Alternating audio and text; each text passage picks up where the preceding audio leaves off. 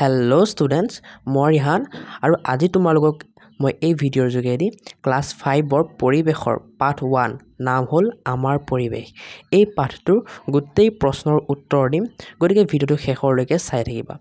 এই ভিডিঅ'টো চোৱাৰ পাছত তোমালোকে বেলেগ একো ভিডিঅ' চাব নালাগে বা কিতাপটো এই চেপ্টাৰটো পঢ়িব নালাগে, কাৰণ যি প্ৰশ্নৰ উত্তৰ তোমালোকৰ পৰীক্ষাত আহিব মই এই ভিডিঅ'টোত দি দিম, মানে অনুশীলনীৰ সকলো প্ৰশ্নৰ উত্তৰ দি দিম আৰু সেইবোৰৰ পৰাই তোমালোকৰ পৰীক্ষাত আহিব আৰু মই তোমালোকক সেইবোৰ ধুনীয়াকৈ বুজাই দিম যাতে তোমালোকৰ মুখস্থ কৰিবলৈ সুবিধা হয়। গতিকে তোমালোকে পাঠটো নপঢ়িলেও তোমালোকে ধুনীয়াকৈ মই যি কুৱেশ্যন আনচাৰ দিম বুজাই দিম, তোমালোকে আৰামছে বুজি পাই যাবা আৰু পৰীক্ষাত ভাল স্ক'ৰ কৰিব পাৰিবা। মই পৰিৱেশৰ বাকী চেপ্টাৰবোৰৰ ভিডিঅ' বনাই থৈছোঁ, ডেছক্ৰিপশ্যনত লিংক দি দিম, তোমালোকে চাবগৈ পাৰিবা। চ' আজিৰ ভিডিঅ'টো ষ্টাৰ্ট কৰোঁ ব'লা।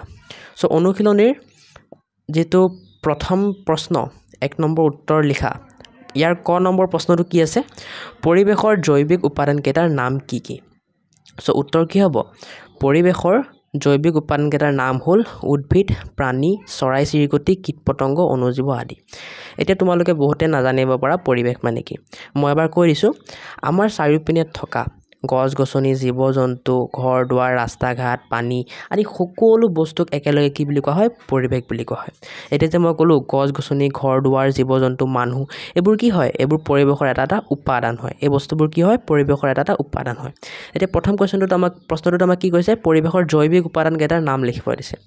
এতিয়া পৰিৱেশৰ জৈৱিক উপাদান মানে পৰিৱেশত থকা জৈৱিক বস্তু, জৈৱিক মানে যি বস্তুত জীৱ আছে সেই বস্তুবোৰৰ নাম লিখিব দিছে। গতিকে উদ্ভিদ মানে গছ গছনিত জীৱ আছে নাই? আছে। প্ৰাণীত জীৱ আছে, চৰাই চিৰিকটিতো জীৱ আছে, কীট পতংগতো জীৱ আছে, অণুজীৱতো জীৱ আছে। গতিকে এইবোৰ কি হ'ব? পৰিৱেশৰ জৈৱিক উপাদান হ'ব। এতিয়া নেক্সট কুৱেশ্যনটো আমাক কি কৈছে? পেঙ্গুইন চৰাইৰ গাৰ গঠন কেনেকুৱা? খ নম্বৰ প্ৰশ্নটো। এতিয়া পেঙ্গুইন চৰাই তোমালোকে চিনি পোৱাই, ক'ত থাকে? বৰফৰ দেশত থাকে, হয়। এতিয়া পেঙ্গুইন চৰাইৰ গাৰ গঠন কেনেকুৱা হয়? ডিম্বাকৃতিৰ হয়। ডিম্বাকৃতিৰ মানে কণীৰ নিচিনা আৰু দীঘলীয়া হয়। পেঙ্গুইন চৰাইৰ গাত কি থাকে? সৰু সৰু পাখি থাকে। আৰু পেঙ্গুইন চৰাইৰ ডেউকা মানে পাখি দুখন কেনেকুৱা হয়? সৰু হয়। আৰু সেয়েহে পেঙ্গুইন চৰাই উৰিব নোৱাৰে, কিন্তু ভালকৈ সাঁতুৰিব পাৰে, কিন্তু উৰিব নোৱাৰে। গতিকে তোমালোকে খ নম্বৰ আনচাৰটো এনেকৈ মই ধুনীয়াকৈ লিখি দিছোঁ, চোৱা। এনেকৈ লিখিলেই পৰীক্ষাত ধুনীয়া নম্বৰ পাই যাবা। গ নম্বৰ প্ৰশ্নটো হ'ল জলাহ অঞ্চল কাক বোলে? এতিয়া জলাহ মানে কি? জলাহ মানে হ'ল জল মানে পানী। জলাহ অঞ্চল মানে এনেকুৱা অঞ্চল য'ত পানী থাকে। এতিয়া জলাহ অঞ্চল কোনকেইটা জানা? পুখুৰী, হ্ৰদ, এইবোৰক জলাহ অঞ্চল বুলি কোৱা হয়। গতিকে তোমালোকে উত্তৰটো কেনেকৈ লিখিবা? এনেকৈ লিখিবা, সাধাৰণতে বছৰটোৰ সৰহভাগ সময় পানী জমা হৈ থকা জলাশয়কেই জলাভূমি বা জলাহ অঞ্চল বুলি কোৱা হয়। এতিয়া পুখুৰী উদাহৰণ দিছোঁ মই। পুখুৰীত কি হয়? বছৰটোৰ সৰহভাগ সময়তে কি হয়? পানী জমা হৈ থাকে, হয়। যিহেতু পুখুৰীও এটা জলাহ, গতিকে আমি পুখুৰী উদাহৰণ ল'ব পাৰোঁ, হয়। গতিকে তোমালোকে এনেকৈ লিখি দিবা আনচাৰটো, সাধাৰণতে বছৰটোৰ সৰহভাগ সময় পানী জমা হৈ থকা জলাশয়কেই জলাভূমি বা জলাহ অঞ্চল বুলি গণ্য কৰা হয়। জলাহ অঞ্চল বা জলাভূমি বা এইবোৰ মানে একেই, ঠিক আছে। জলাভূমি বা জলাহ অঞ্চল একেই। নেক্সট প্ৰশ্নটো কি আমাৰ? ঘ নম্বৰ, পৰিৱেশৰ অজৈৱিক উপাদানসমূহ কি কি? ইয়াৰে আগত আমি এটা প্ৰশ্নত পাইছিলোঁ কি? পৰিৱেশৰ জৈৱিক উপাদানবোৰ কি কি? এতিয়া ইয়াত সুধিছে কি আমাক? পৰিৱেশৰ অজৈৱিক উপাদানবোৰ কি কি? অজৈৱিক মানে কি? এনেকুৱা বস্তু য'ত জীৱ নাই। এতিয়া পৰিৱেশত এনেকুৱা কি বস্তু আছে য'ত জীৱ নাই? সেইবোৰ আমাৰ কি হৈ যাব? অজৈৱিক উপাদান হৈ যাব। গতিকে বায়ু জীৱ আছে জানো? নাই। পানীত জীৱ আছে জানো? নাই। মাটিতো জীৱ নাই। নৈ, জান জুৰি, পৰ্বত পাহাৰ এইবোৰতো জীৱ নাই। গতিকে এইবোৰ কি হ'ব? পৰিৱেশৰ অজৈৱিক উপাদান হ'ব। তোমালোকে উত্তৰটো এনেকৈ লিখিবা, পৰিৱেশৰ অজৈৱিক উপাদানকেইটাৰ নাম হ'ল বায়ু, পানী, মাটি, নৈ, জান জুৰি, পৰ্বত পাহাৰ আদি। ঠিক আছে, এনেকৈ লিখি দিলে তোমালোকে পৰীক্ষাত ভাল নম্বৰ পাব পাৰা। এতিয়া 19 নম্বৰ প্ৰশ্নটো কি কৈছে আমাক? মানৱ সৃষ্ট পৰিৱেশ বুলিলে কি বুজা? এতিয়া মানৱ সৃষ্ট পৰিৱেশ মানে কি? আমি পৰিৱেশ মানেতো বুজি পালোঁ, কিন্তু মানৱ সৃষ্ট পৰিৱেশ মানে কি? মানৱ সৃষ্ট পৰিৱেশ মানে হ'ল এনেকুৱা পৰিৱেশ যি মানুহে সৃষ্টি কৰিছে, হয়নে নাই? মানৱ মানে মানুহ, সৃষ্ট মানে বনোৱা, সৃষ্টি কৰা। গতিকে মানৱ সৃষ্ট পৰিৱেশ এই শব্দটোৱে আমাক কি বুজাই আছে?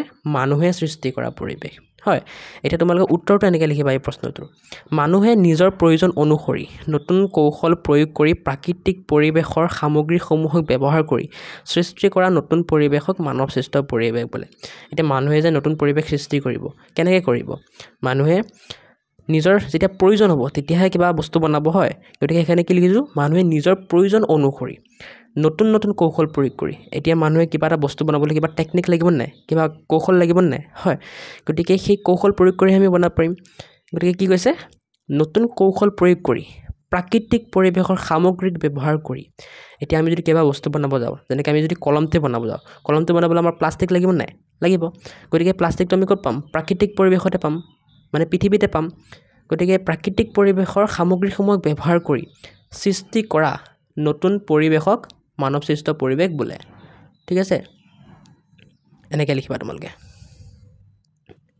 নেক্সট আমাৰ কি কৈছে প্ৰথম 6 নম্বৰটোত মৰুভূমিত কি প্ৰাণী আৰু উদ্ভিদ পোৱা যায় এটাকৈ উদাহৰণ দিয়া এতিয়া মৰুভূমি তোমালোকে চিনি পোৱাই চাগে মৰুভূমি মানে কি এনেকুৱা ঠাই বা জেগা য'ত কি হয় একে বালিৰে থাকে পানী পোৱা নাযায় প্ৰায় সহজতে উদ্ভিদ নাথাকে হয় এতিয়া মৰুভূমি বুলি ক'লে তোমালোকৰ চাগে মনলৈ আহে ৰাজস্থানৰ কথা কাৰণ ৰাজস্থানত আমাৰ ভাৰতৰ সকলোতকৈ ডাঙৰ মৰুভূমি আছে কোনখন মৰুভূমি থৰ মৰুভূমি এতিয়া তোমালোকক সুধিছে মৰুভূমিত কি প্ৰাণী আৰু উদ্ভিদ পোৱা যায় গতিকে তোমালোকে জানাই সকলোৱে জানাই এইটো মৰুভূমিত প্ৰধানকৈ উট পোৱা যায় হয়নে নাই উট আৰু কেকটাছ উদ্ভিদ পোৱা যায় ঠিক আছে সো তোমালোকে এইখিনি পৰা এইখিনিলৈকে আনসাৰটো লিখি দিলে হ'ব কিন্তু যদি তোমালোকে অলপমান আনসাৰটো মানে উত্তৰটো অলপমান ডাঙৰ কৰিব বিচাৰিছা তেন্তে এইটো লাইনো লিখি দিবা ইয়াৰ উপৰি সাপ মকৰা আদিও মৰুভূমিত থাকে ঠিক আছে এতিয়া দ্বিতীয় 6 নম্বৰ প্ৰশ্নটো কি কৈছে পৰিৱেশত পোহৰৰ ভূমিকা কি এতিয়া পোহৰ মানে কি এই সূৰ্যৰ পৰা যে আমাৰ পোহৰ আহে সেইটো কথাই কৈছে আমাক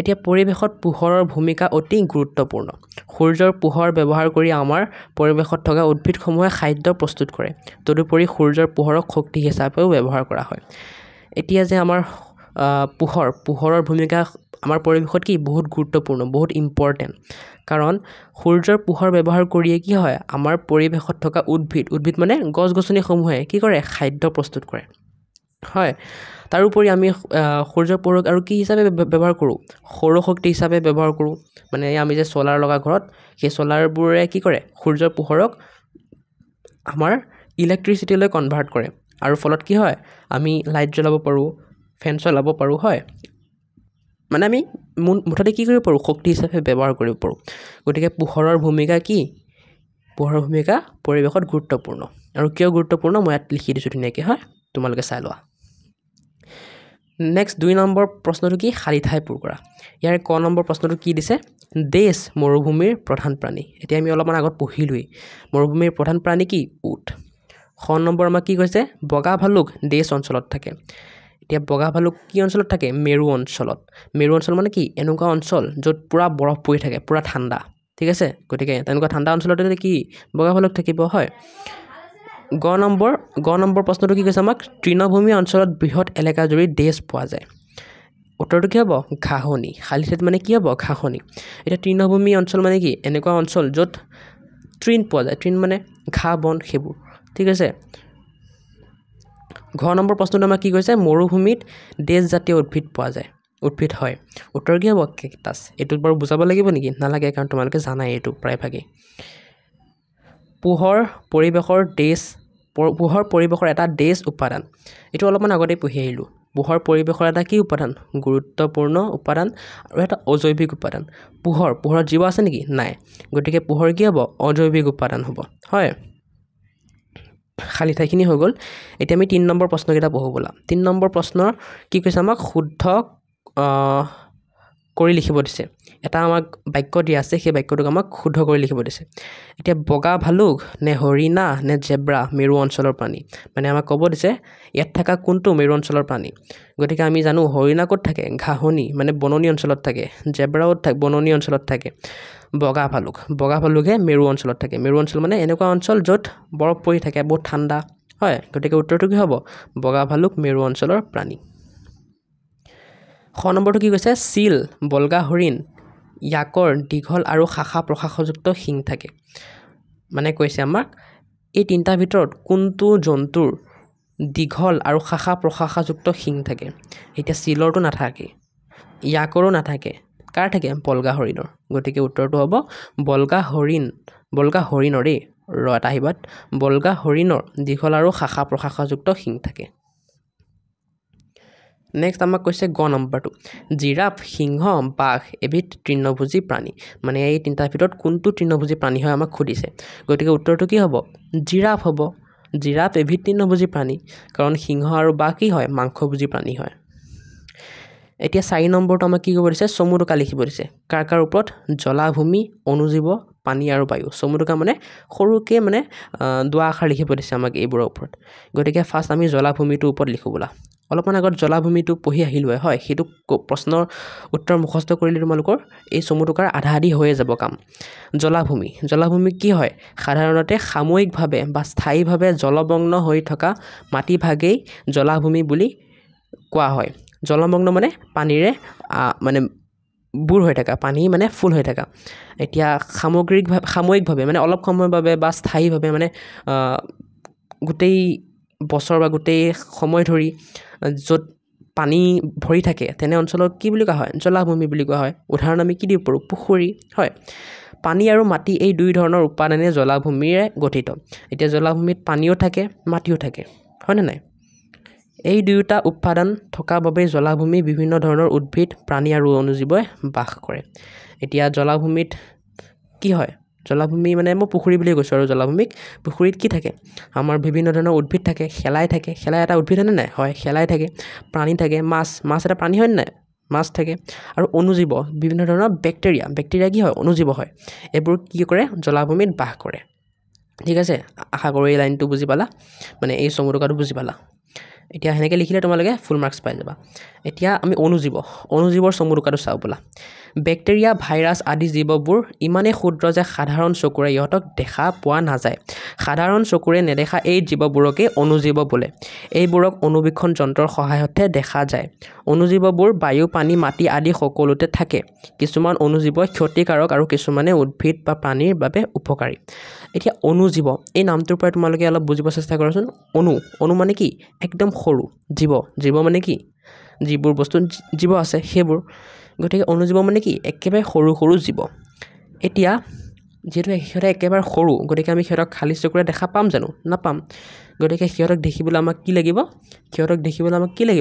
সিহঁতক দেখিবলৈ আমাক লাগিব অনুবীক্ষণ যন্ত্ৰ যিহেতু সিহঁতে একেবাৰে সৰু জীৱ সেয়ে আমি সিহঁতক কি বুলি কওঁ অনুজীৱ বুলি কওঁ আমি সিহঁতক সাধাৰণ চকুৰে দেখা নাপাওঁ বেক্টেৰিয়া ভাইৰাছ এইবোৰ কি হয় এইবোৰ অনুজীৱৰ উদাহৰণ হয় এতিয়া অনুজীৱবোৰ সকলোতে থাকে বায়ুতো থাকে পানীতো থাকে মাটিতো থাকে এতিয়া এই অনুজীৱবোৰ আমাৰ বাবে ক্ষতিকাৰক মানে আমাৰ লোকচানো কৰিব পাৰে আৰু আমাৰ উপকাৰো কৰিব পাৰে ঠিক আছে যেনেকৈ কিছুমান অনুজীৱে আমাৰ কি কৰে আমাৰ বেমাৰ কৰে যেনেকৈ তোমালোকে কৰোনা ভাইৰাছৰ নাম শুনিছেই কৰোনা ভাইৰাছ হয়নে নাই হয় গতিকে সি আমাৰ কি কৰিছিল বেমাৰ কৰিছিল আনহাতে আমাৰ যে দৈ যে খাওঁ দৈত যোনটো মানে গাখীৰৰ পৰা যে দৈ হয় গাখীৰৰ পৰা দৈত যিটো বেক্টেৰিয়াই পৰিৱৰ্তন কৰে সেই বেক্টেৰিয়াটো কি হয় লেক্টোবেচিলাছ তাৰ নাম এতিয়া সেইটো এটা বেক্টেৰিয়া হয় নাই হয় কিন্তু সি আমাৰ উপকাৰ কৰিছে গাখীৰক দৈলৈ পৰিৱৰ্তন কৰিছে গতিকে সি কি কৰিছে আমাৰ উপকাৰ কৰিছে গতিকে এনেকৈ অনুজীৱ আমাৰ বাবে ক্ষতিকাৰক হ'ব পাৰে আৰু উপকাৰী হ'ব পাৰে